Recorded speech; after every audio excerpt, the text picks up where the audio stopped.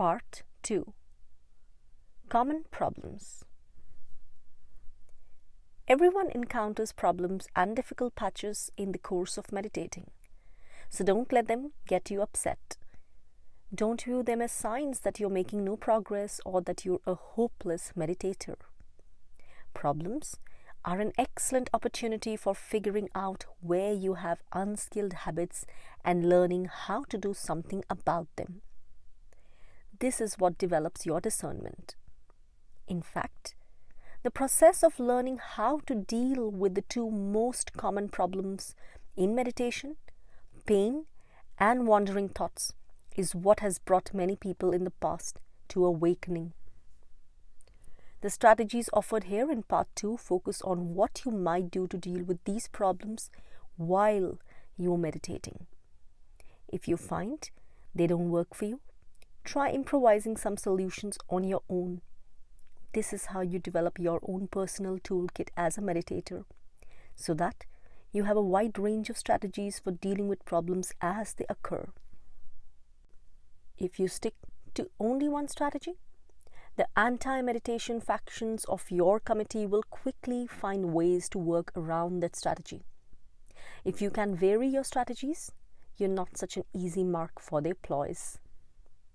If nothing you do while meditating seems to work, the real problem may lie in the way you live your life as a whole.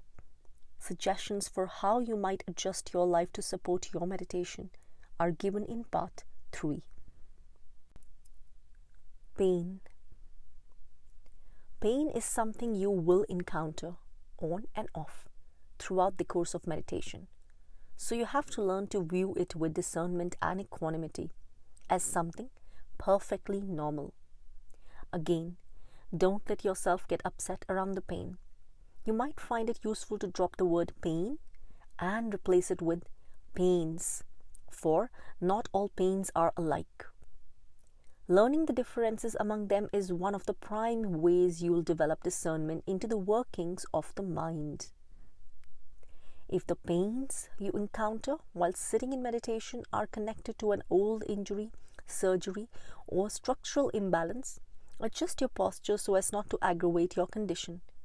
For instance, if you're trying to sit cross-legged but have an injured knee, you might place a folded blanket or a small pillow under the knee to help support it. If this doesn't help, sit in a chair.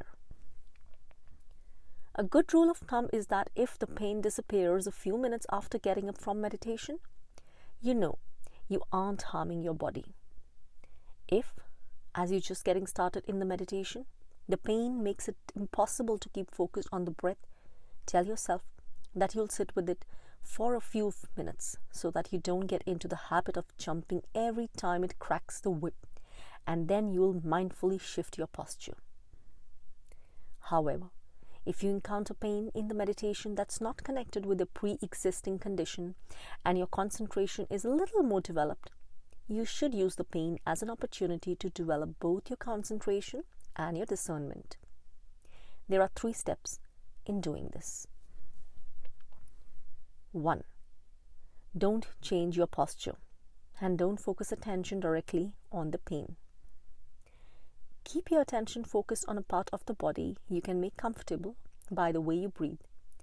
Ignore the emergency bulletins that some of the committee members of the mind are sending to you about the pain, that it's going to damage you, that you can't stand it, whatever.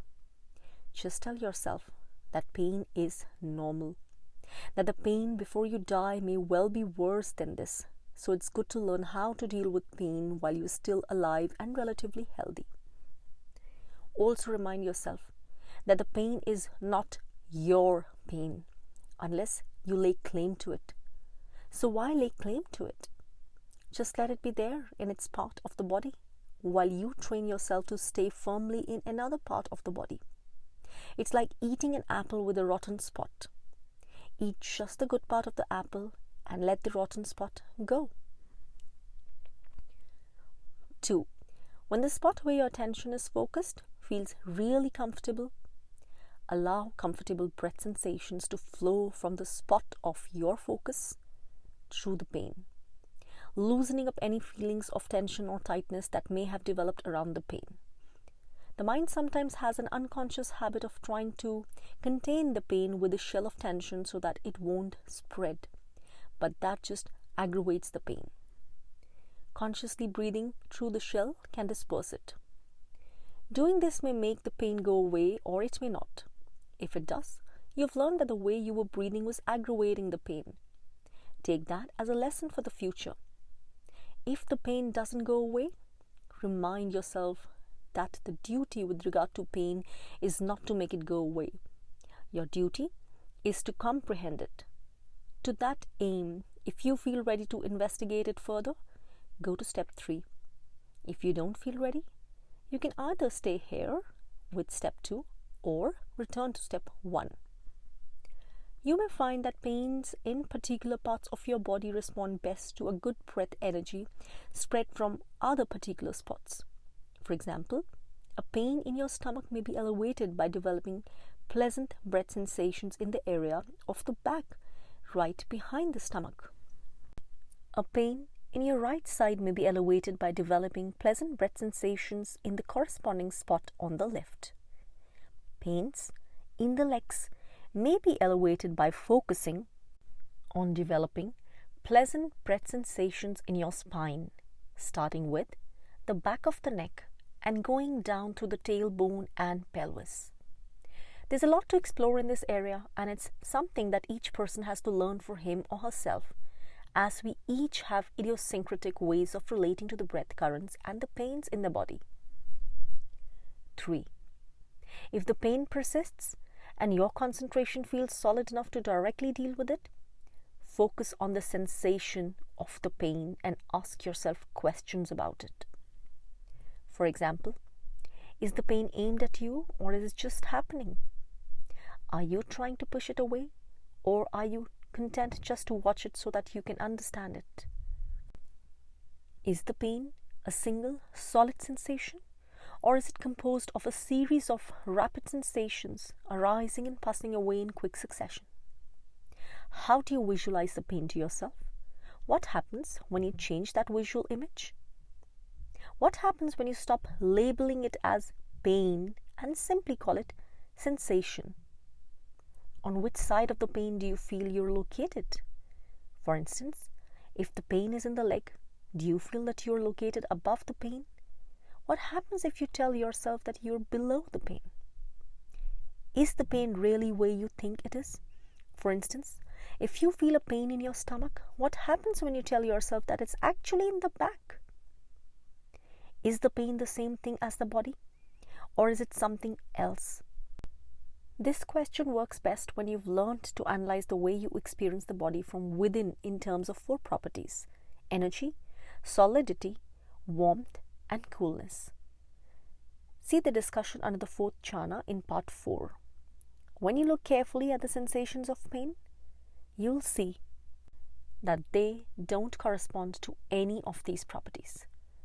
The tendency to conflate the pain with the solid property is what makes the pain seem so persistent. Are you in the line of fire, receiving the pain, or are you simply watching it go past you and disappearing? A useful perception to hold with regard to pain is that you're riding in the backseat of an old station wagon, the type where the backseat faces back, and you're simply watching the individual sensations of pain go past you and disappear.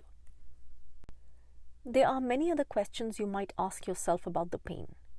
The important thing is learning to question how you perceive your relationship to the pain.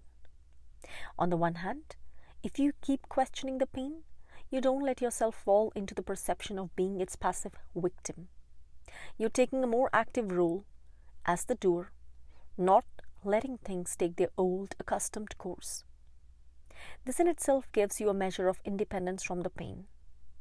On the other hand, you'll learn that if you apply unskillful perceptions to the pain, they create a bridge into the mind so that the mind feels mental pain, impatience, irritation, worry over the physical pain. But if you can learn to drop these perceptions either by replacing them with more skillful perceptions or by dropping as soon as you sense them all perceptions that develop around the pain, the bridge is cut. The mind can be perfectly fine even when the body is in pain. This is an important stage in developing insight. If you find that the approach of examining the pain in step 3 isn't giving you any clarity around the pain, and your ability not to feel victimized by the pain is beginning to falter, it's a sign that your concentration is not yet strong enough to deal directly with the pain. Go back to steps 1 and 2. Wandering thoughts. One of the mind's most basic habits is to create thought worlds and then to inhabit them. This is what the Buddha meant by becoming. The ability to engage in becoming is often a useful skill, as it enables you to use your imagination in planning for the future and contemplating lessons from the past. But this skill can become a destructive habit as you create thought worlds that develop greed, aversion, delusion, and other destructive mental habits. Your ability to plan for the future can turn into worries that can destroy your peace of mind. Your ability to relive the past can make you miserable in the present. One of the important skills in meditation is learning how to turn these thought worlds off and on at will, so that you can think when you need to think and stop thinking when you don't. In this way, the mind's ability to create thought worlds won't cause it harm. In the beginning stages of meditation, you need a few quick and easy rules to help you decide whether a thought is worth following or not. Otherwise, you'll get sucked into every thought world that can deceive you into thinking that it deserves your attention. So, while you're learning to focus on the breath, hold to a simple rule. Any thought connected with improving your focus on the breath is okay. Any other thought has to be dropped. If a thought concerning your work or other responsibilities comes to mind while you're meditating, tell yourself that you'll deal with it right after you leave meditation. Or you may decide to set aside a 5 or 10 minute period at the end of meditation specifically to think about issues in your life that require serious consideration. If, before you start meditating, you realize that you're facing an important decision in life that might interfere with your meditation, tell yourself that you'll use the meditation period to clear your mind before contemplating the decision. Before meditating, pose whatever questions you want to have answers for, and then drop them. Refuse to pay them any attention if they pop up during the meditation. Focus your attention exclusively on the breath. When you emerge from the meditation, see if an answer presents itself to your awareness. There is no guarantee that the answer will be correct, but at least it's coming from a quiet spot in the mind, and it gives you something to put to the test. If no answer presents itself, your mind is at any rate clearer and sharper than it was before the meditation, putting you in a better position to contemplate the issues you face. But be sure that while you're meditating, you don't have anything to do with thoughts about those issues at all. There are 5 basic strategies in dealing with wandering thoughts. Each of them helps to strengthen your concentration, but each can also give lessons in discernment. 1. Return to the breath. As soon as you realize that you've lost your focus on the breath, go right back to the breath. Be prepared for the fact that this will happen countless times in the course of your meditation. So be on the lookout for the early warning signs that the mind is about to leave the breath and go somewhere else. Sometimes, the mind is like an inchworm at the edge of a leaf. One end is standing on the leaf, the other end is waving around, hoping that another leaf will come its way. As soon as it touches the new leaf, it grabs on and lets go of the old leaf. In other words, part of your mind may be with the breath, but another part is looking for somewhere else to go. The more quickly you can catch sight of the mind at this stage in the process, the better. Simply remind yourself that you're getting bored with the breath because you aren't paying it careful attention.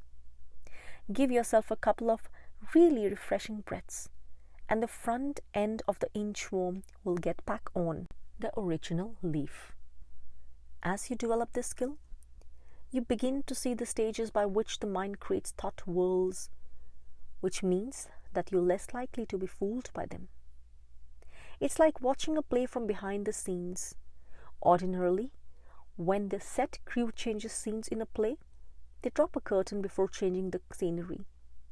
Only when the new scenery is in place do they raise the curtain, so as not to spoil the illusion that the action has actually moved to another location.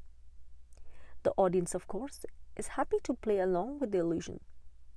But if you are behind the scenes, you sense the artificiality of it all and you're less taken in. In the same way, as you focus on the process of thought creation rather than on the content of the thoughts, you gain some important insights into how the mind creates thought worlds for itself. Important. These thought worlds are a central feature of the unnecessary suffering and stress you're trying to understand and counteract.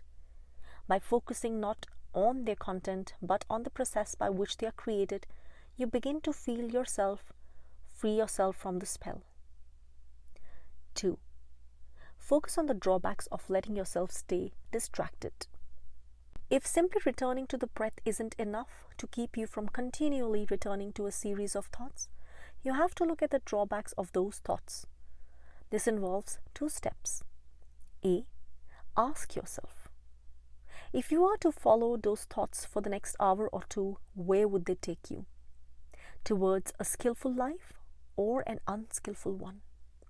If they are relatively skillful, are they more skillful than a mind well trained in meditation? No. So while you're meditating, they're a waste of time. And what about their entertainment value? If they were a movie, would you pay to see them? Do you really gain anything by following them? What exactly attracts you to those thoughts? Is the payoff worth the trouble they cause? Try to find the question that helps you see the thoughts as clearly unworthy of your attention. When you've seen both the allure and the drawbacks of a particular way of thinking, you're learning to see your thoughts as part of a causal process. This helps you to free yourself from their power. B. Once you're clear on the drawbacks of a particular thought, you can think of a topic that counteracts the emotion or urge lying behind it. For instance, if a thought is motivated by anger, try counteracting the anger with thoughts of goodwill, first for yourself, then for the person you're angry at. If a thought is motivated by lust, think about the unattractive aspects of the human body again, starting first with the contents of your own body, then going to the body you're attracted to. A few of these alternative topics are discussed in the section on disruptive emotions below. Once the new topic has weakened your desire to return to the wandering thought, you can then turn your attention back to the breath. 3. Ignore the thoughts. If the thoughts still keep chattering away, make up your mind that you'll stay with the breath and simply let the thoughts chatter away in another part of your mind. They're like stray dogs. If you give them any attention, they'll keep pestering you. They're like crazy people. Even if you try to chase them away, they'll know that they've gotten to you, and that makes them try to pull you further into their crazy worlds. So you just ignore them.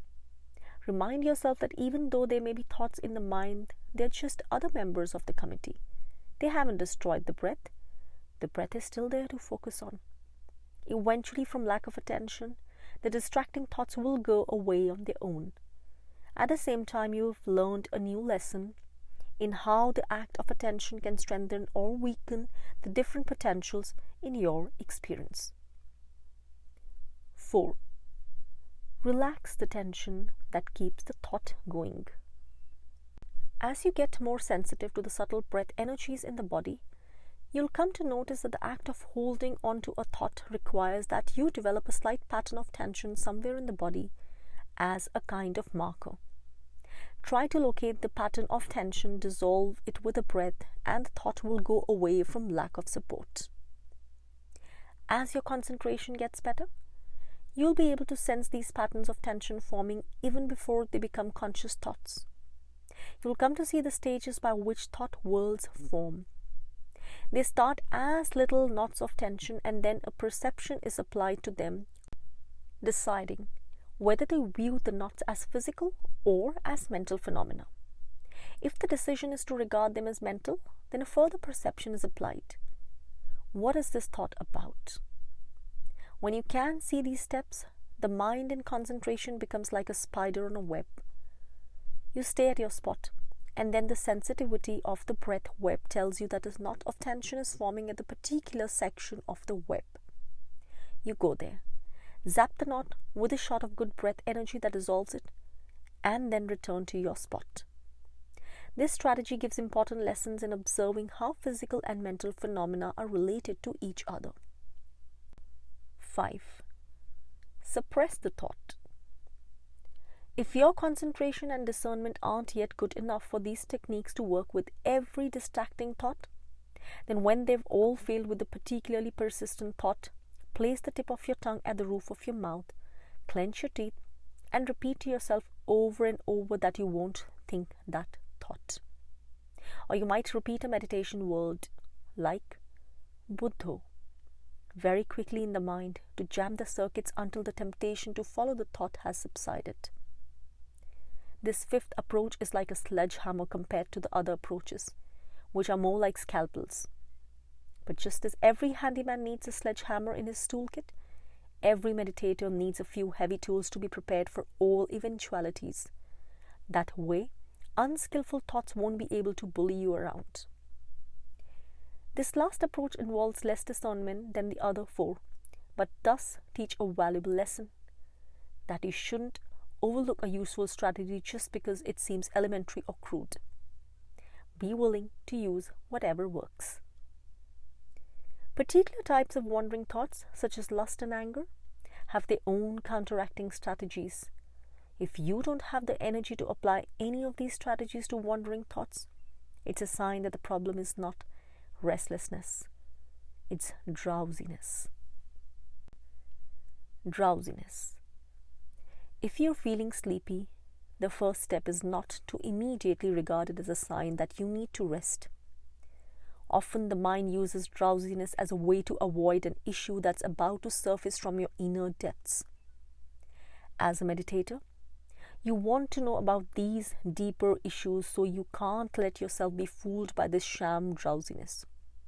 You have to test it whenever you encounter it. The first test is to change your meditation topic. When you're with the breath, this can mean changing the rhythm and texture of the breath or the spot of your focus. For example, if short, gentle breathing is making you drowsy, you can try breathing long in and short out, or breathing more heavily. If staying with a single focal point is making you drowsy, try focusing on 2 points at once. Or you can move your focal point with every 3 or 5 breaths. Follow the roadmap given under step 3 in the section on focusing on the breath, or any other roadmap you may devise. Or try evaluating the breath energy in areas you tend to overlook. Alternatively, you can change your meditation topic to one of the subsidiary topics listed in the appendix. Contemplation of death, that death would happen at any time, is especially useful when drowsiness is coupled with laziness. Or you can recite to yourself any poem or chanting passage that you may have memorized. The second test is to change your posture. Get up from your meditation and rub your limbs with your hands. If it's night and you can't see the night sky, look up at the stars to freshen the mind. Wash your face, then return to the sitting position.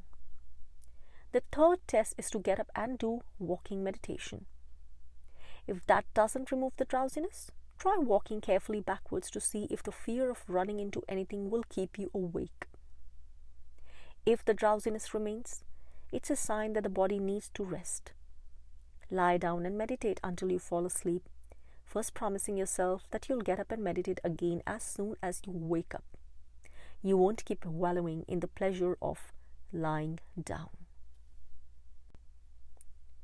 Delusion Concentration. Closely related to drowsiness is a state of mind called delusion concentration. The mind is still, but you're not clearly aware of where your attention is focused. When you come out of it, you may wonder whether you were asleep or awake. This can happen when the breath gets comfortable, but you don't spread your awareness to other parts of the body. You focused on a small area, and when the breath in that area gets very refined and comfortable, you may lose track of it and slip into a pleasant, still, but blurry state of mind. One way to prevent this is, as soon as the breath gets comfortable, to immediately start surveying the rest of the body. Try to notice how the breath energy is flowing in all the nooks and crannies of the body, even down to the spaces between the fingers and toes. Alternatively, you can visualize the various parts of the body, the bones, the organs, and see if the breath energy is spreading smoothly to those parts. The important principle here is that when the mind is comfortable, it needs some work to do. Otherwise, it will drift off into drowsiness. As long as the work stays within the confines of the body, it won't disturb your concentration. In fact, it will make the concentration even stronger and more resilient.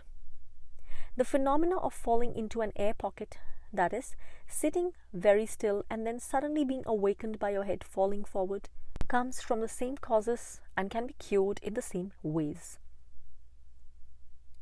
External noises. If you find yourself complaining about external noises while you're meditating, remind yourself that the noise isn't bothering you. You're bothering the noise. Can you let the noise exist without your commenting on it? After all, the noise has no intention to bother you. Also, think of your body as a screen on a large window. The noise is like the wind going through the screen. In other words, you offer no resistance to the noise, but you don't let yourself be affected by it. It goes right through you without making physical or mental contact. Troubles with the breath itself. 1. Probably one of the most discouraging obstacles to breath meditation is an inability to feel the in and out breath. This often comes from an earlier physical or emotional experience that caused you to block off your sensation of the body. You may require time to build up a sensitivity to the felt reality of the breath in the body, or to feel at ease with that sensitivity. This is an area that requires patience. There are two possible approaches. One is to ask yourself where you do feel the breath. It may be only in the head or at some other isolated part of the body. Still, that gives you something to start with. Focus on that area gently but steadily, with an attitude of goodwill for it, telling yourself that you belong there. When you find that you can stay there with a sense of ease, gradually try to expand your sense of awareness right around the spot. What part of the body is right next to it? In which direction do you feel the part? Your inner sense of the parts of your body may not be in alignment with how the body looks from the outside, but don't let that concern you right now. Where do you feel the next part? If a sense of fear arises, go back to the original area. Wait for a day or so, and then try expanding your awareness slightly again.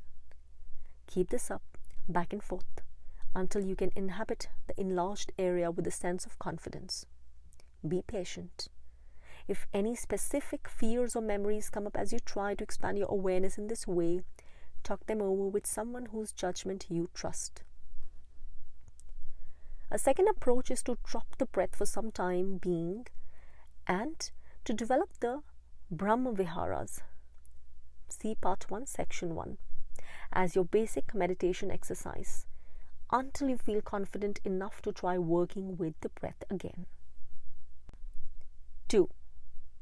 Another problem that can often be discouraging is an inability to find a comfortable breath.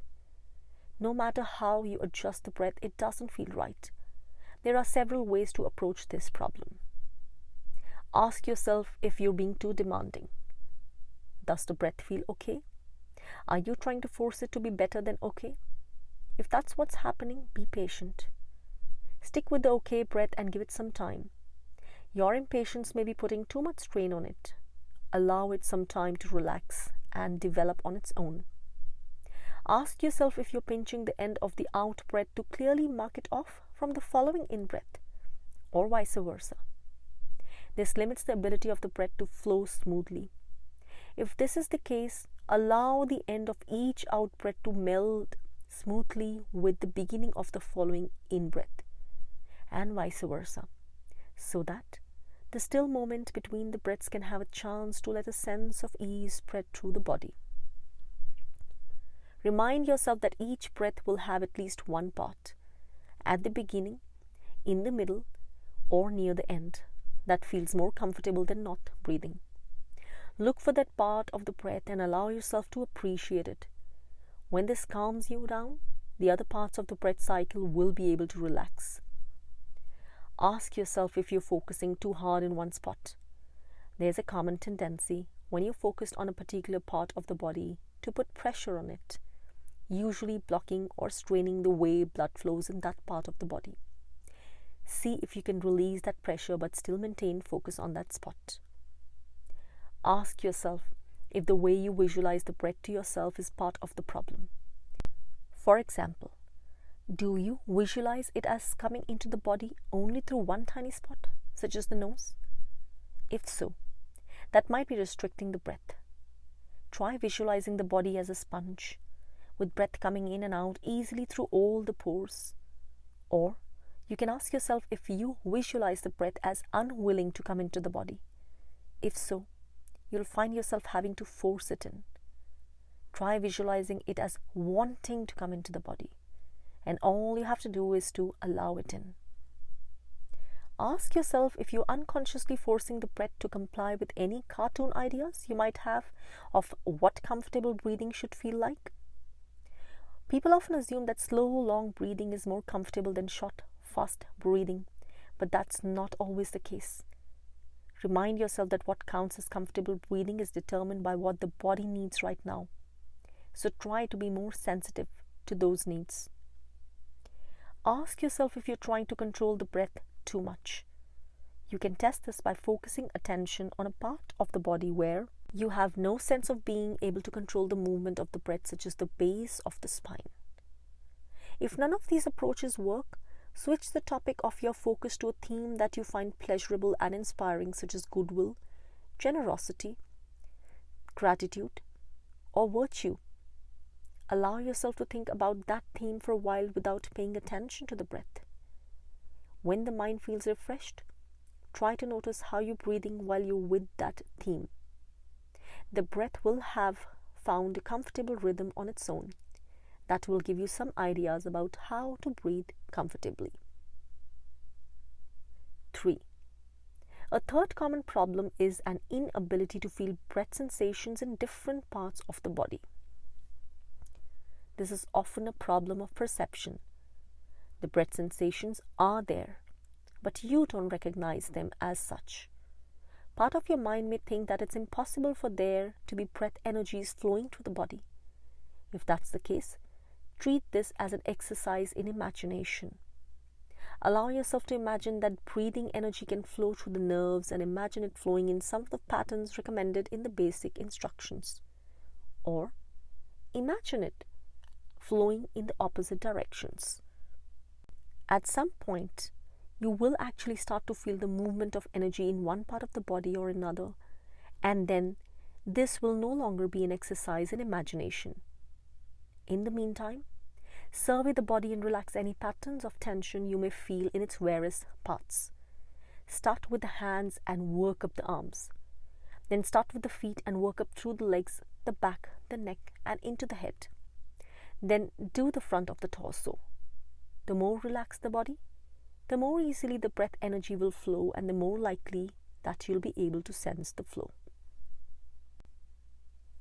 Unusual energies and sensations.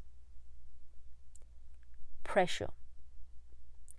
As you release tension or tightness in different parts of the body, it can often give rise to unusually strong or unbalanced energies or sensations.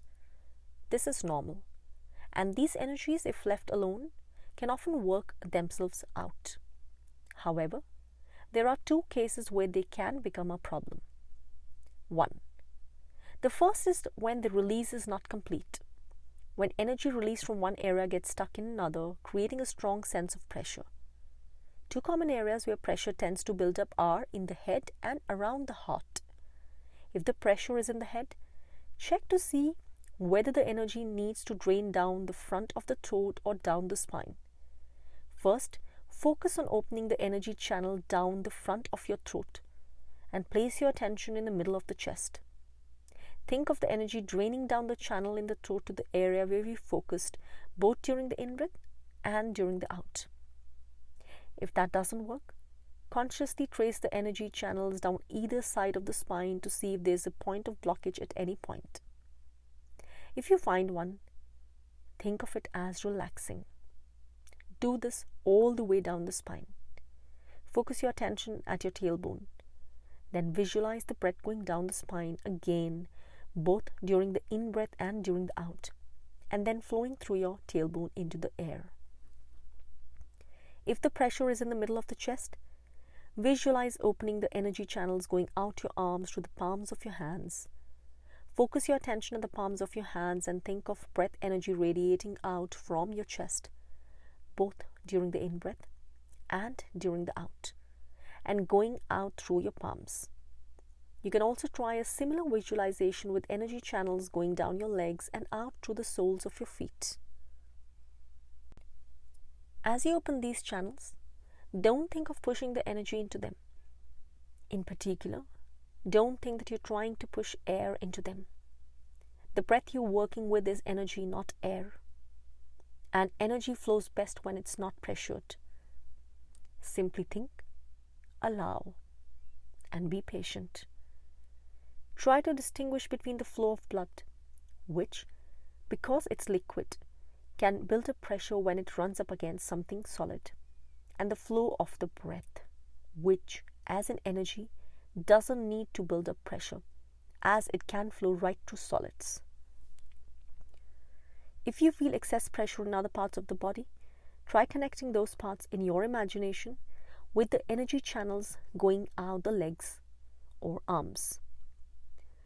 2. The other main cause of excess pressure in different parts of the body is when, in an effort to speed up the movement of the breath energy in the body, you push it too much. Here again, the key word is allow. Allow the energy to flow. Don't push it. A comfortable energy, when pushed, becomes uncomfortable. Be patient. Visualize a subtle breath energy that as soon as you're aware that you've started breathing in, has already spread thoroughly out the body. After a while, you'll sense that it really is there. A tightness that doesn't respond to the breath. If there are islands of tightness in the body that won't dissolve no matter how comfortable the breath, you have to work around them. The more directly you focus on them, the worse they may get. So breathe gently around the edges and give them some space. They often represent members of your inner committee who don't trust your good intentions, so you simply have to let them be. Be patient with them. At some point, they'll dissolve on their own. Bands of tension running through the body. Check first to see if the bands of tension really are bands, or if the mind is playing connect the dots with them. In other words, there are occasions when the mind notices spots of tension in different parts of the body and connects them under a single perception of tension. This creates a sensation that the isolated spots are part of a single sensation. To test if this is the case, imagine that your awareness is a set of buzz saw blades, quickly and repeatedly cutting the bands of tension into isolated pieces wherever it notices them. If this lightens the sense of tension, then hold that perception in mind. The problem is not with the tension as much as it was with the perception that labeled the spots of tension as bands. Keep refusing to believe in that band perception, replacing it with the perception of saw blades as long as necessary. If the bands of tension are in the head and seem to surround the head, an alternative way of shifting the perception is to hold in mind the image that your head is larger than the bands of tension, and that the larger part of the head is filled with soft energy that allows the bands to dissipate. If the sense of a band of tension remains in spite of the new perceptions, then it's a sign that the band corresponds to an area of the body that's starved of breath energy. As you breathe in, think of the breath energy going immediately to that part of the body. Allow the in-breath to be as long as it needs to be to give that area a sense of being nourished. If, after several minutes of trying this approach, the bands of tension don't respond, then ignore them for a while. Try these various approaches again later when your concentration has improved. A lack of sensation.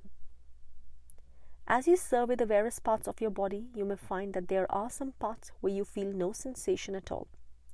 Your shoulder, for example, or part of your back. It seems as if that part of the body is missing.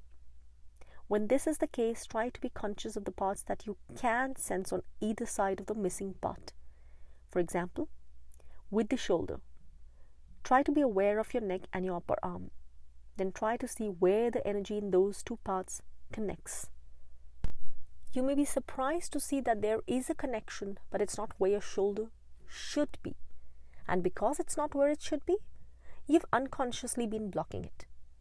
Allow it to open up, and over time your sense of those parts of the body will adjust, and the missing part of the body will get more nourishment from the breath. It'll reappear in your awareness. A sense of fullness.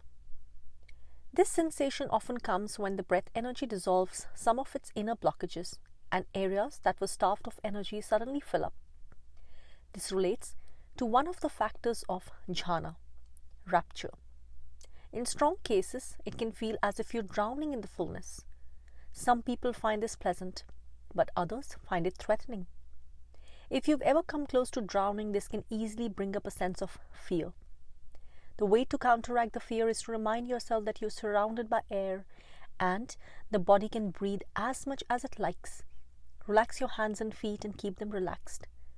Then see if you can find the aspect of the fullness that's pleasant. Focus on that. Or simply maintain your focus on your usual spot of focus in the body. And remind yourself that the fullness, if left alone, will eventually dissipate into a sense of stillness and ease. Another group of people who find this sense of fullness threatening are those who fear that they are losing control. The solution again is not to focus on the fullness, but to stay focused on your usual points of focus and remember that the fullness will pass. A feeling of density. Sometimes, as the mind settles down, the body feels so solid and dense that breathing becomes a chore. One possible reason for this is that you are subconsciously holding onto the perception of the body as a solid object and of the breath as something that has to be pushed through the solidity. The solution is consciously to change your perception. For instance, you can remind yourself that the breath is actually your primary sensation of the body. The energy of the breath is there first, and the sense of solidity comes later. So you don't have to push the breath to a wall of solidity. Let it flow freely wherever it wants. Another useful perception is to think of all the space around the body and in between the atoms in the body. Even within the atoms, there's more space than matter. Everything is permeated by space. As you hold this perception in mind, the difficulty in breathing will go away. Another possible reason for the sense that the body is too solid to breathe is that the mind may be so quiet that you don't need to breathe. You keep on trying to push the breath through the body more out of habit than of need. So tell yourself, if the body needs to breathe, it'll breathe on its own. You don't have to force it to breathe. Dizziness. If this problem is caused by the meditation, it can come from an imbalance in your focus or an imbalance in the breath. An imbalance in your focus can come from focusing too heavily in the head. Move your focus lower in the body, lighten up a bit so that you're not restricting the flow of blood in the area where you focused, and stay away from the head for a while. An imbalance in the breath might come from hyperventilating, breathing heavily, too fast. It can also come from suppressing the breath or spending too much time with refined breathing. Try breathing in a way that avoids these extremes. If this doesn't take care of the dizziness, it wasn't caused by the meditation. It may be a sign of physical illness. Judging your progress. As I noted in the introduction, The basic strategy of training the mind to put an end to suffering is to reflect on your actions and to question how skillful they are, so that you can keep refining your skill. Because meditation is an action, the same strategy applies here. To develop it as a skill, you have to learn how to evaluate how you're doing, what's working, what's not working, so that your skill can grow. In fact, evaluation is such an important part of meditation that it's a factor of jhana, which we will discuss in part 4. This sort of evaluation is what turns into the discernment that ultimately leads to release. So remember, there is no such thing as a good session and a not so good session of meditation. You want to learn how to judge the difference. However, the ability to judge your actions is itself a skill that takes some time to master. If you've ever worked towards mastering a physical skill or craft, such as woodworking, cooking, or playing a sport or musical instrument, think of how you developed your powers of judgment so that they actually help you gain mastery. Then, apply the same principles to the meditation. A few useful principles to keep in mind are these. Useful judgments focus on actions, not on your worth as a person or a meditator. If you find yourself getting depressed about yourself for not being able to do things right, or conceited when they do go right, remind yourself that that kind of judgment is a waste of time. Negative self-judgments sap your ability to stick with the meditation. Positive self-judgments, even though they may encourage you in the short run, will ultimately get in the way of your progress, blinding you to your mistakes or setting up false expectations. If you find yourself in the downward spiral of negativity, judging yourself for judging yourself, remember the image of the inner committee. Find a member who can gently but firmly remind the self-judging voice that it's time you're wasting. The more good-natured humor you can bring to the situation, the better. Then focus on your breath and then the next.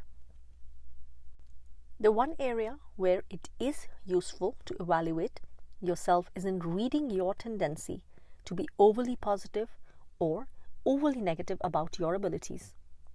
If you know that you have a tendency in either of those directions, use that knowledge to temper your judgments. A friendly, "Oops, there it goes again," can often help bring you to your senses. Regard your meditation as a work in progress. You're not here to pass final judgment on yourself or your actions. You're judging your actions so that you can perform them more skillfully the next time around. As you make a judgment, think of yourself not as a judge on a courtroom bench passing a verdict on an accused person, but as a craftsperson on a working bench, judging how your work is going and making changes when you see you've made a mistake. Mistakes are normal. It's through mistakes that you learn. The people who understand meditation best aren't the ones for whom everything goes smoothly. They're the ones who make mistakes and then figure out how not to make them again. So view each mistake as an opportunity to figure things out. Don't let it get you down. In fact, if you're going to take pride in anything, take pride in your willingness to notice and learn from mistakes. The relation between actions and results is complex. So, don't jump to quick conclusions about what caused what in your meditation. Sometimes, the results you get right now are coming from things you're doing right now. Sometimes, they're coming from things you did yesterday, or last week, or even further in the past. That is why an approach that worked yesterday might not work today. Learn how to reserve judgment until you've had time to watch your meditation again and again over time. And don't keep harping on about how much better your meditation was in the past than it is today. The extent to which it was good wasn't caused by thinking about meditations further in the past. It was caused by looking at the breath in the present.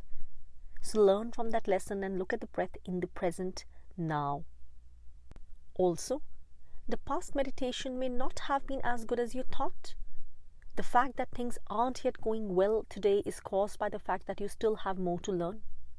So to learn more of that, watch the breath and your mind more carefully right now. Don't be surprised by sudden reversals in your meditation. These too are caused by the complexity of how actions give their results. When things are going so well that the mind grows still without any effort on your part, don't get careless or overly confident. Keep up your alertness. When your mood is so bad that you can't stay with even the first step in the meditation instructions, don't give up. View it as an opportunity to learn more about how the principles of causality work in the mind. Something must have caused the sudden change, so look for it. At the same time, this is a good opportunity to call to mind your sense of the inner observer, to be patient in stepping back and observing bad moods. This way, whether the sudden reversal is for the better or the worse, you learn a valuable lesson. How to keep your inner observer separate from whatever else is going on so that you can watch things more carefully. Don't compare yourself with others. Your mind is your mind. Their mind is theirs. It's like being in a hospital and comparing yourself to other patients in the ward. You don't gain anything from gloating over the fact that you're recovering from your illness faster than they are from theirs. You don't gain anything from making yourself miserable because they are recovering faster than you. You have to focus total attention on your own recovery. While meditating, don't compare your practice to what you've read in books, this one included. The books are there for you to read when you're not meditating. While you're meditating, you want to focus on the breath. The books simply give you ideas about what might happen. You learn even more from watching what is happening, and if it's called for, figuring out on the spot how to make what's happening go better. Maintaining motivation. Training the mind is a long-term project. It requires a degree of maturity to keep motivated when the novelty and initial enthusiasm have worn off. Especially when progress is slow, you may find yourself overcome with boredom, discouragement, impatience, or doubt. If your motivation is flagging because of any of these emotions, see the recommendations given for dealing with them in the following section. However, there are times when your motivation flags simply because the demands of your personal life or work become so pressing that they squeeze away whatever time or energy you need to meditate.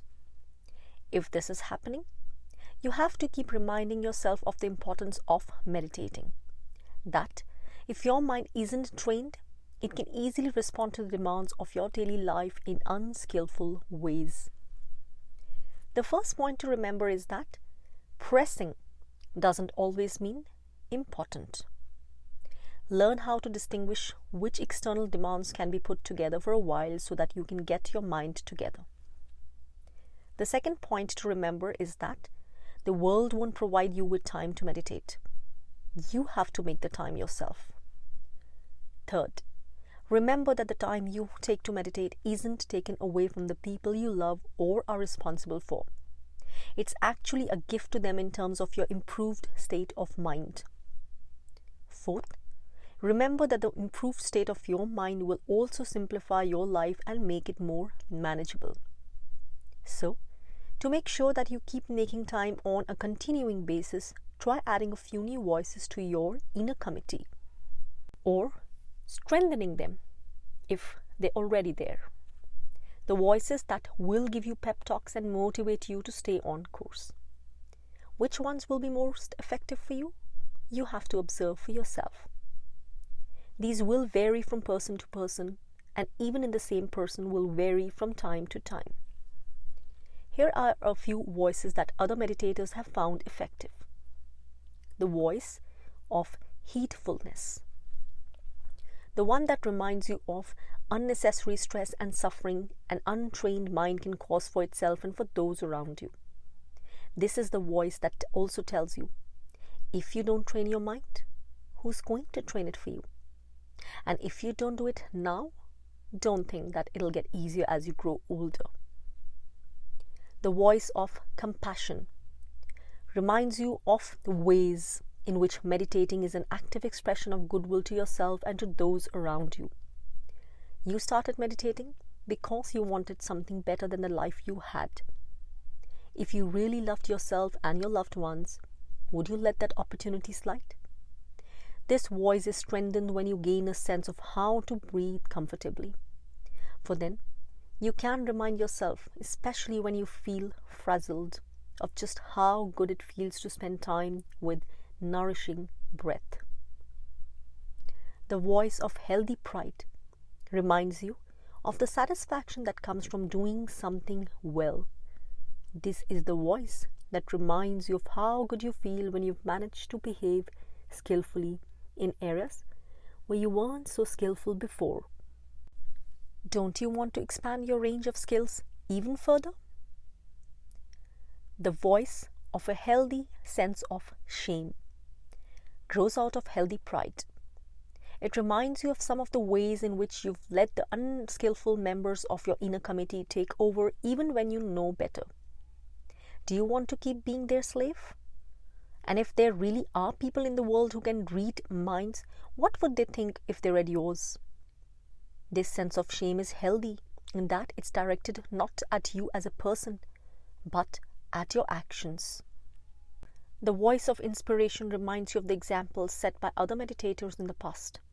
They did something noble with their lives. Don't you want to live a noble life too? This voice is strengthened when you read about others who have overcome difficulties in their meditation and not only achieved true peace of mind but also left behind a good example for the world. Your sense of inspiration can also be strengthened by associating with other meditators and gaining energy from the group. The voice of a wise inner parent promises you a little reward to get you through difficult patches in the practice. A harmless sensory pleasure you'll grant yourself if you stick to your meditation schedule. The voice of good-natured humor points out how foolish some of your rationalization for not practicing would look if you stepped back from them a bit. Not that you're more foolish than the norm, just that the human norm is pretty foolish. Good-natured humor about yourself comes from the ability to step back from your actions, just as discernment does. That's why famous meditation masters have such sharp senses of humor. Your foibles and rationalizations, when you can laugh at them, lose a lot of their power. So try to gain a feel for which of these voices would stir your mind to action and give yourself pep talks tailored to your own psychology. At the same time, listen to recorded Dhamma talks and find things to read that will remind you of the values of the practice. This will help you keep on course. If your time really is at a premium, remember that you don't have to sit with your eyes closed when training the mind. As many teachers have said, if you have time to breathe, you have time to meditate, even while engaged in other activities. Also, you might find it useful to remind yourself that if you're really busy, you're not too busy to meditate. You're too busy not to meditate. You owe it to yourself and to those around you to keep your batteries well charged. Disruptive emotions. When dealing with disruptive emotions, it's useful to remember the 3 types of fabrication mentioned in the introduction. Bodily fabrication, the in and out breath. Verbal fabrication, directed thought and evaluation. And mental fabrication, feelings and perceptions. These are the building blocks from which emotions are fashioned. To get yourself out of an unskillful emotion, you change the building blocks. Don't allow yourself to be fooled into thinking that the emotion is telling you what you really feel. Every emotion is a bundle of fabrications, so a skillful emotion you consciously fabricate is no less really you than an unskillful emotion you fabricated consciously out of force of habit.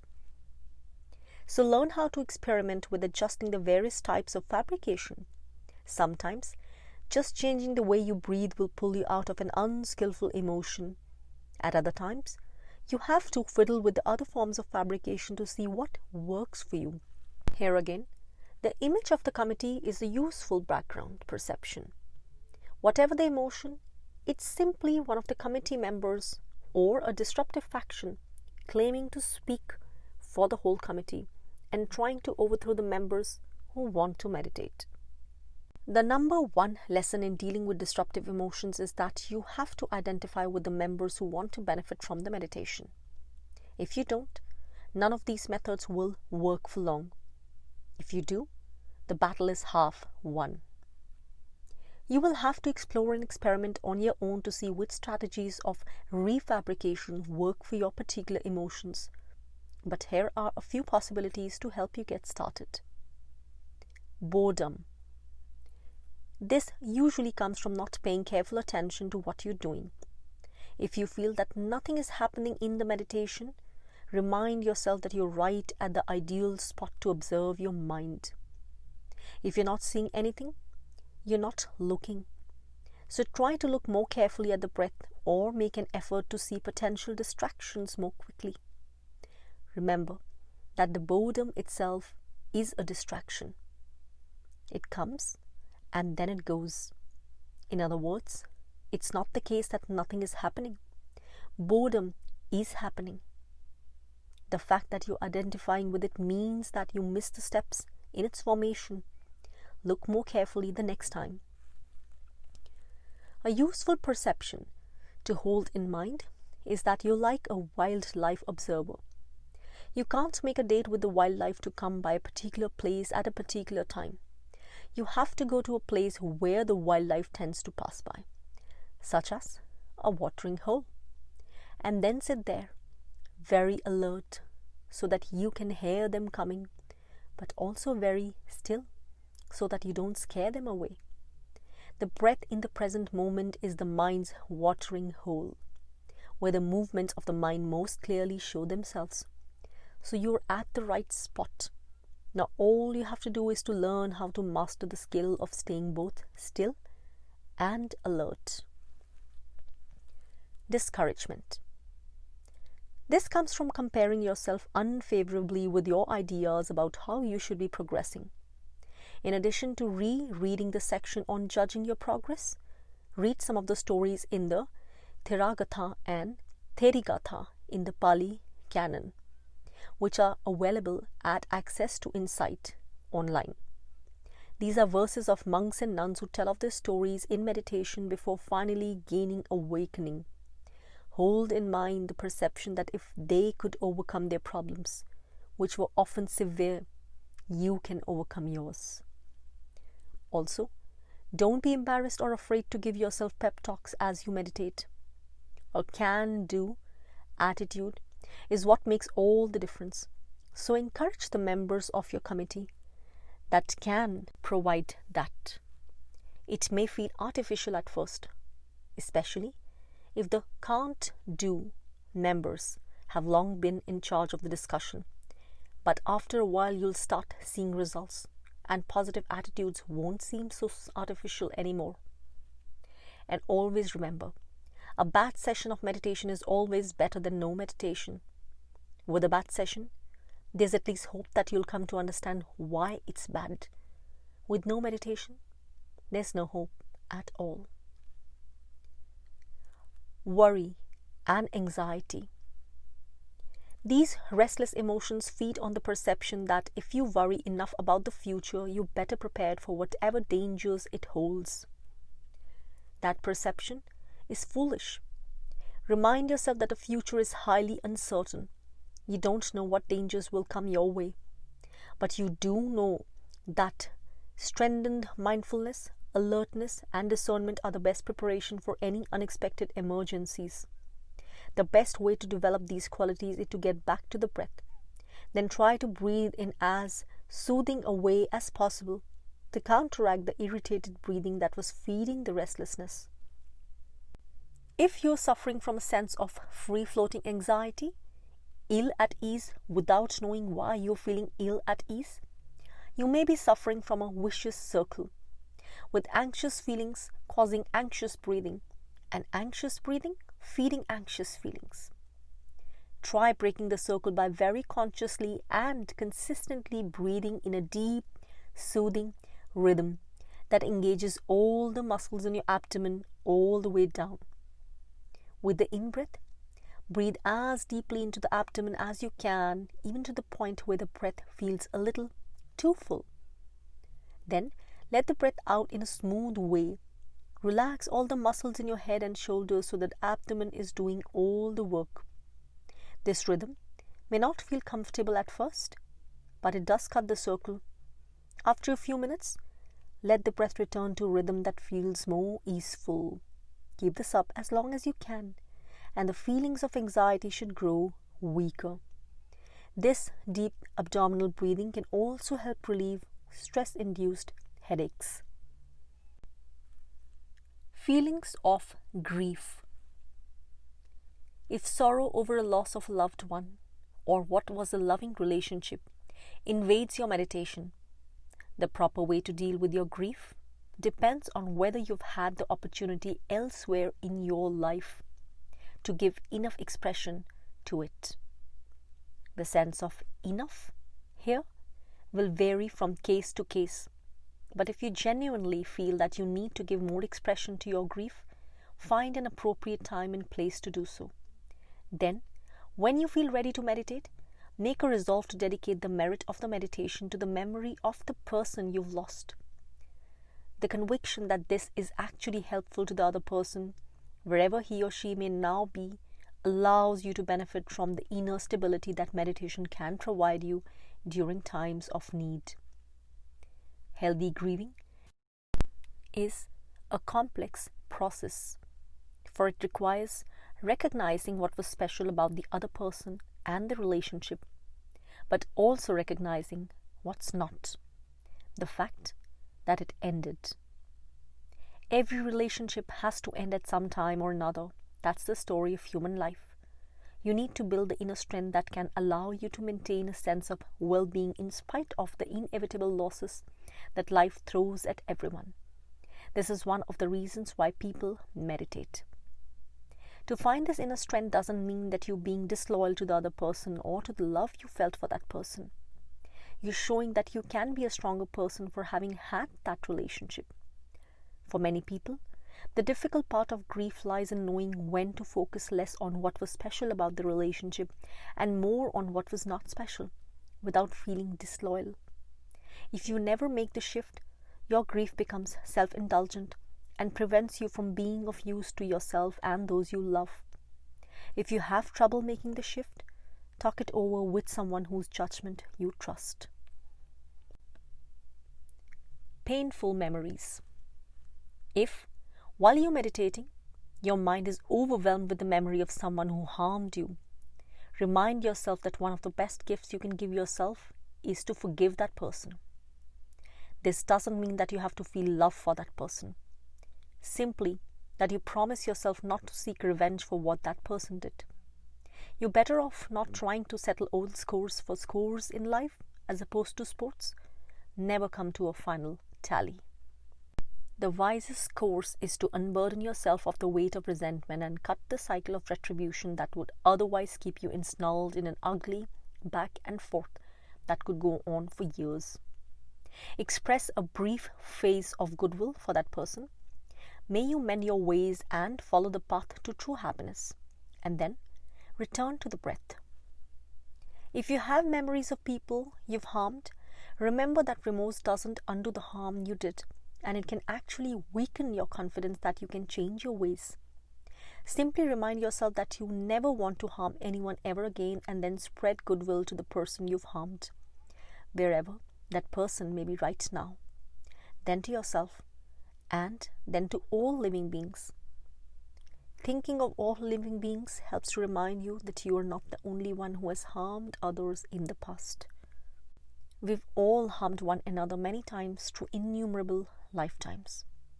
However, this type of thinking also reminds you that the opportunities for harm are many, so you have to make the resolve to treat everyone with care.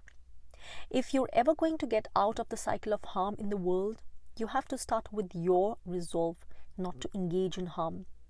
You can't wait for the resolve to start in another person first. Finally, make a promise to yourself that you'll dedicate the merit of your meditation to people you've harmed, then return to the breath. The same principle applies if you have memories of times when someone needed your help but you didn't give it. If the memories of a time when you couldn't give help to someone who needed it, reread the discussion of equanimity in part 1 of section 1. Lust. Lust comes from focusing on the attractive perceptions you built around a person or a relationship and ignoring the unattractive side. It gets aggravated by the type of breathing that habitually accompanies your fantasies. So your approach has to be two-pronged. First, to weaken the voice that insists on some pleasure right now. Breathe in a way that relaxes any tension wherever you find it in your body. A good place to start is on the back of your hands. Second, introduce unattractive perceptions into your fantasies. If you're focusing on the attractiveness of another person's body, focus on the unattractive parts right under the skin.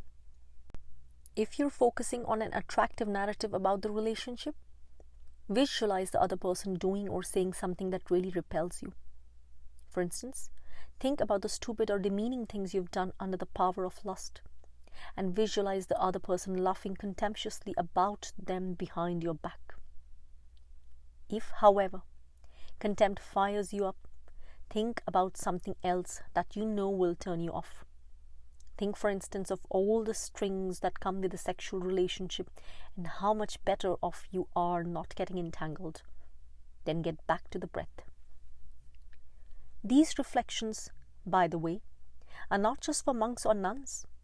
Lay people in a committed relationship need tools to keep their minds from wandering outside of the relationship. And even within the relationship, there are plenty of times when they need to keep lust under control. And if you're not in a committed relationship, you suffer if you can't turn off thoughts of lust at will. Society at large makes toll and encourage lust, but uncontrolled lust has done untold damage. That's why you need tools to counteract it, not only while meditating, but also as you go through the day. Only when lust can be kept within bounds do the good qualities that thrive in its absence have a chance to grow. Romantic infatuation. This is a variant of lust in which you focus less on the other person's body and more on the stories you can manufacture about how you and the other person will find happiness and understanding together. Remind yourself of how your romantic fantasies in the past led to disappointment. Do you expect your current fantasies to be any more reliable? Once you can see the danger of falling for these fantasies, inject an element of reality into them to make them less attractive. Think of the other person doing something that you find really disappointing, such as being unfaithful to you, until the act of fantasizing no longer holds any appeal. Anger. As with lust, you deal with anger first by looking for where it has created centers of tightness in your body. The chest and the stomach are good places to start, as are the hands. Breathe in a way that releases the tightness. Then try some perceptions that will counteract the anger. Thoughts of goodwill are often recommended as the ideal antidote. But there are times when you're in no mood for thoughts of goodwill. So think about the stupid things you do or say under the power of anger and visualize the person with whom you're angry, feeling satisfied to see you act stupidly. Do you want to give that person that sort of satisfaction? This line of thinking can often calm you down to the point where you can think more clearly. Then reflect on the fact that if you want everything to go the way you like, you're in the wrong realm. You'd have to be in heaven. But here you're in the human realm. Human history is filled with people doing disagreeable things. So drop the perception that you or your loved ones are being especially victimized. Mistreatment is a common thing, and anger is not going to help you deal with it effectively. You've got to clear your head if you want your response to injustice to have a good effect. So try to develop some equanimity. around the fact that injustice is universal, and then you see what you can do more effectively in response to this particular instance of it. Another strategy is to think of whatever goodness has been done by the people you're angry at. It's rare that people have no goodness to them at all. If you refuse to see that goodness, you can't trust yourself to act in skillful ways around those people, and your own heart becomes dry. A traditional image for this strategy is that you're crossing a desert, hot, tired, and trembling with thirst, and you come across a little water in a cow's footprint. If you were to scoop it up with your hand, you'll muddy the water. So you do what you have to do. Get down on all fours and slurp up the water directly from the footprint. Your posture while doing this may not look very dignified, but this is not a time to worry about how you'll look. You've got to give top priority to your survival. In the same way, someone you're angry at, you deprive yourself of the water you need to keep your own goodness alive. So try looking for that goodness to see if it makes it easier to develop thoughts of goodwill. And remember, it's for your own sake as much as for theirs. If you can't think of any goodness done by the people you're angry at, then take pity on them. They're digging themselves into a deep hole. Jealousy. Jealousy is a particular type of anger that comes when other people experience good fortune at what you see is your expense. As when a colleague at work gets praise that you feel you deserve, or when a person you're infatuated with falls in love with someone else. In addition to the anger, jealousy adds perceptions of disappointment and wounded pride.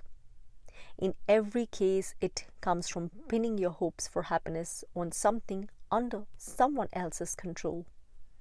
One way of dealing with jealousy is to remind yourself that you're going to be a slave to it as long as you keep defining your happiness and sense of self-worth by things outside your control. Isn't it time to seriously start looking for happiness in sight instead? You can also ask yourself if you want to hoard all the happiness and good fortune in the world for yourself. If so, what kind of person are you? If there have been times in the past when you enjoyed making other people jealous, remind yourself that the jealousy you're currently experiencing is the inevitable payback. Isn't it time to get out of that vicious circle?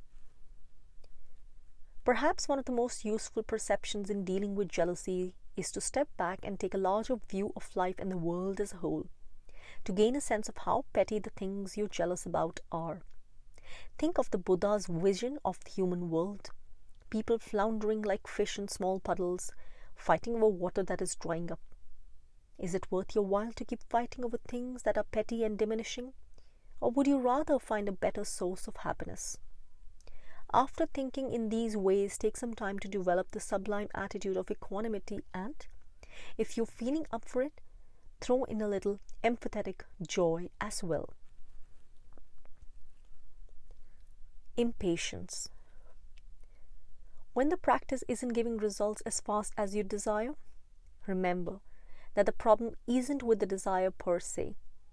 You've simply focused it on the wrong place, on the results, rather than on the causes that will produce those results. It's like driving a car to a mountain on the horizon. If you spend all your time looking at the mountain, you'll drive off the road. You have to focus your attention on the road and follow it each inch along the way. That will take you to the mountain. So when you're feeling impatient with the meditation, remember that you have to focus your desire on staying with the breath, on being mindful and alert, and on all the other parts of the practice that count as causes. If you focus your desire on developing the causes well, the results will have to come. If impatience comes from a desire to get past the meditation so that you can get on with the rest of your life, remember that the rest of your life has left your mind in need of some healing medicine. Meditation is just that medicine. Like the cream you'd rub on a rash. You can't just rub the cream on and then wash it off. You have to let it stay there so that it can do its healing work. In the same way, you have to give the breath and all the skillful qualities that you're developing around it time to do their work. And remember, that meditation is not something you get past. Just as your body will need medicine as long as it is exposed to the ravages of the world, your mind will need the healing medicine of meditation as long as you live. Doubt.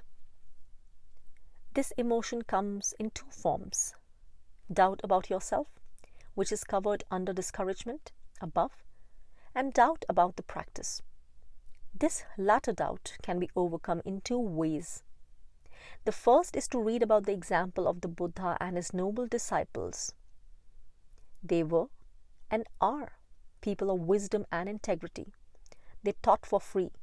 They had no reason to misrepresent the truth to anyone. It's rare to find teachers like that in the world, so you should give them the benefit of the doubt. The second way is to remind yourself that the practice can be truly judged only by a person who is true. Are you true in sticking with the breath?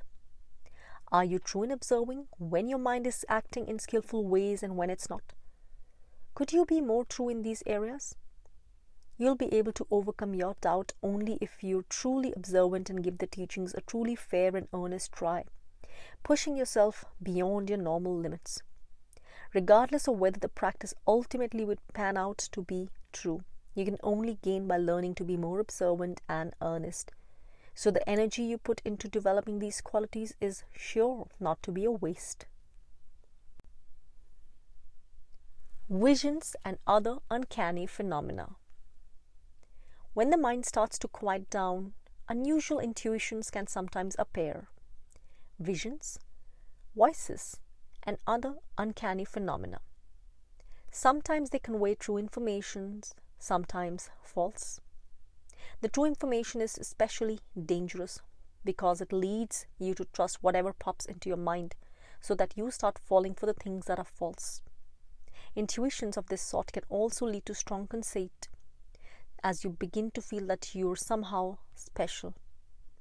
This pulls you far off the path. For this reason, the general rule of thumb with regard to these things is to leave them be. Remember, not everything that arises in a still mind is trustworthy. So don't feel that you're missing out on something important if you don't get involved with these things. Only if you're under the personal supervision of a teacher who is skilled in handling them should you risk getting involved. The best information a book like this can offer is on how to pull yourself out of them. For instance, signs. Sometimes when the mind settles down, a light may appear on the mind, or you may hear a high-pitched sound in your ears, or there may be an unusual sensation related to any of your other senses, a smell, a taste, a tactile sensation. If this happens, don't leave the breath. These are simply signs that you're settling down, so regard them as you would signs on the side of a road. When you see a sign that you're entering a city, you don't leave the road to drive on the sign. You stay on the road, and that will get you further into the city. Visions. As the mind begins to settle down, or if it leaves the breath in a lapse of mindfulness, you may see a vision of yourself, another person, or another place in space or time. These come to the mind when it's quiet but not fully established in its object. To get rid of them, re-establish mindfulness by breathing deeply into the heart 3 or 4 times, and they'll go away.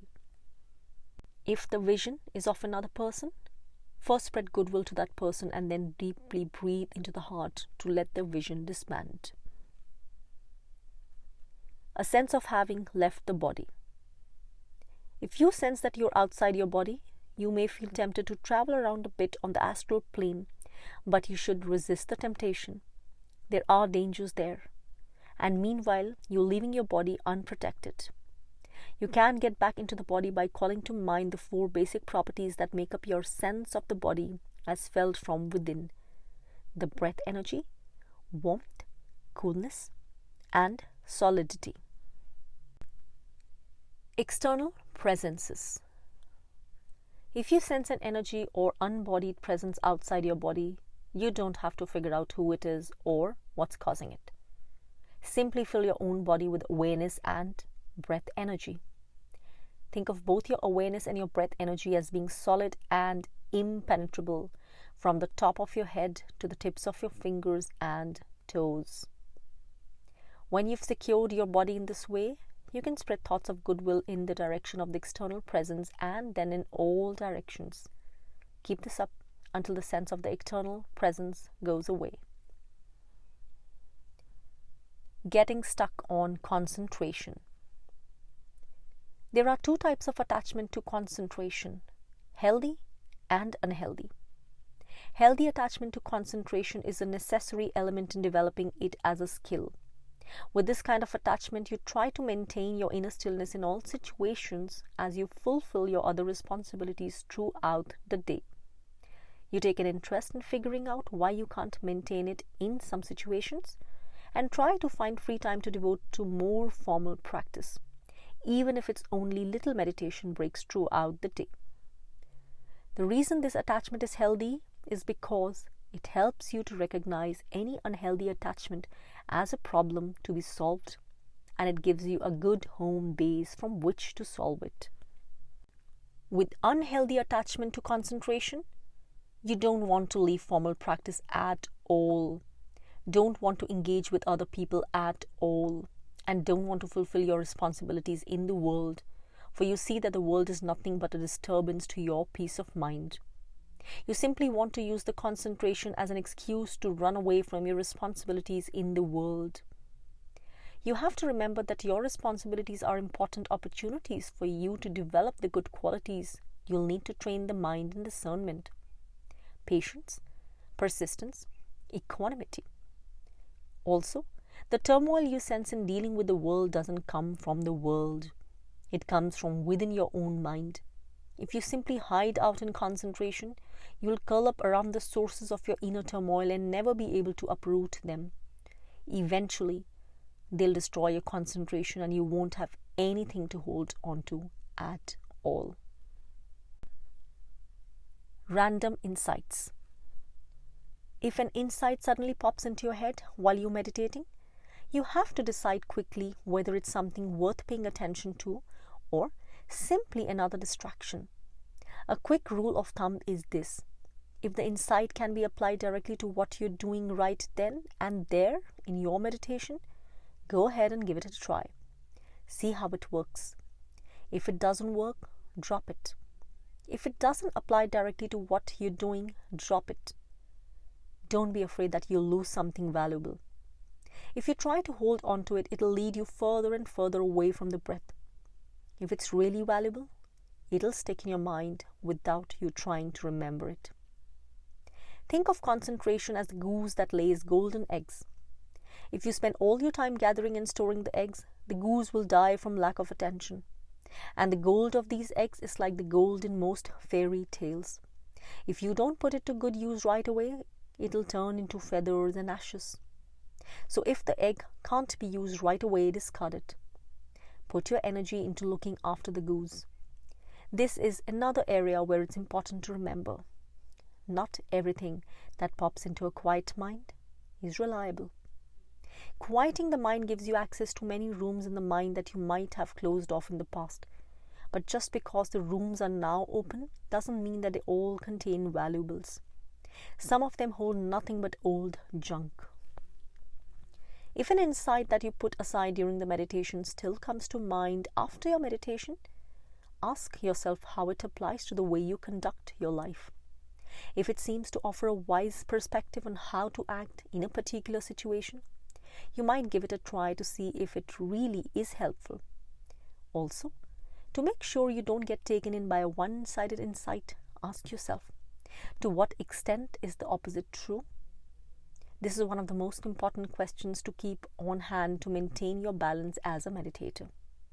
If the insight is of a more abstract sort about the meaning of the universe or whatever, let it go. Remember that the questions of discernment deal not with abstractions but with actions, your actions. The insights you're looking for in your meditation are those dealing with your actions as well. If you enjoyed this reading, please give this video a like and subscribe to my channel and press the bell icon to receive any future notifications. Also, do go ahead and share this video with all who you feel might benefit from its content. Coming up shortly would be part 3, meditations in daily life, which will deal with subtopics such as your inner focus, your activities like moderation in conversation, restraint of the senses, your surroundings, etc. Thank you for listening, and do come back for the next part. May Dhamma guide you all.